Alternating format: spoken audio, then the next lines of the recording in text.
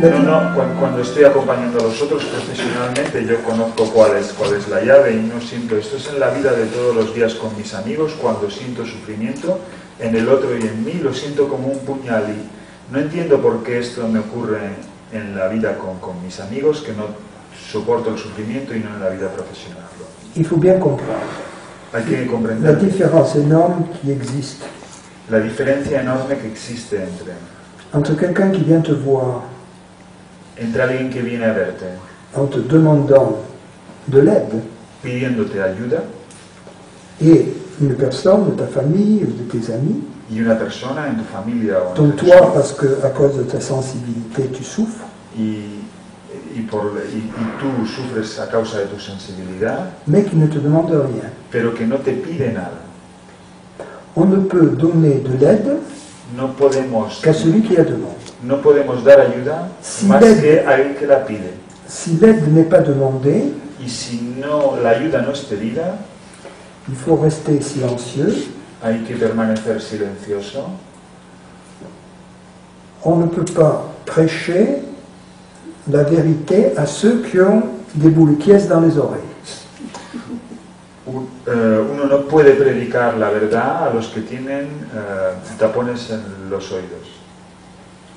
Donc, par contre, ce qu'il faut savoir, en cambio, lo que hay que saber, c'est que si toi tu ne peux pas les aider, lo que hay que saber es que si tú no puedes ayudarlos, la vida, les événements de la vie, los acontecimientos de la vida, vont les amener là où ils doivent être. Van a llevarlos allá donde tengan que estar. Il faut comprendre que la souffrance psychologique, hay que comprender que el sufrimiento psicológico est une bonne chose. Es una buena cosa. Pourquoi? ¿Por qué? Parce qu'elle est ce qui nous amène vers le bonheur. Porque es aquello que nos lleva hacia la felicidad. Vers le bonheur absolu. S'il n'y avait pas la souffrance psychologique, comme tu l'as expérimenté dans ta vie à un certain moment, hein, tu avais tout apparemment pour être heureux. Et puis tu te rends compte qu'il manque encore quelque chose. C'est là la souffrance psychologique. El sufrimiento psicológico es una buena cosa porque es aquello que nos lleva a la felicidad absoluta. Donc la souffrance psychologique, au fond, elle est l'allié ou le complice de l'enseignant. Así que el sufrimiento psicológico es el cómplice o el aliado del enseñante. En fait, la souffrance psychologique, c'est le marketing manager de l'enseignant. De hecho, el sufrimiento psicológico es el gerente de marketing del enseñante. C'est elle qui amène les clients. Es el que le trae los clientes. Sinon, s'il n'y avait pas la souffrance psychologique, on serait comme perdu dans le manque, dans le désert.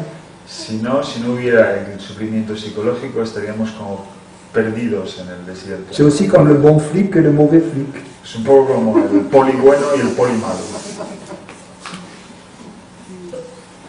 Donc du point de vue de la sagesse, la souffrance psychologique n'est rien d'autre que l'amour. Así que desde el punto de vista de la sabiduría, el sufrimiento psicológico no es otra cosa que el amor. C'est l'amour qui se cherche. Es el amor que se busca a sí mismo. Quand il se trouve, la souffrance disparaît. Y cuando se encuentra, el sufrimiento desaparece. Elle est donc un élément nécessaire es entonces un elemento necesario pour que l'amour se trouve. Para que el amor se encuentre a sí mismo. Elle est, si tu veux, les petits cailloux blancs du petit poucet. Es, si lo quieres, las pequeñas piedrecitas de Pulgarcito qui lui permettent de rentrer à la maison. Que permiten a Pulgarcito volver de vuelta a casa. Je suis d'accord, je l'enseigne, mais c'est pas toujours facile à voir et à vivre. Sí, estoy de acuerdo, yo enseño, pero es difícil Il faut le vivre.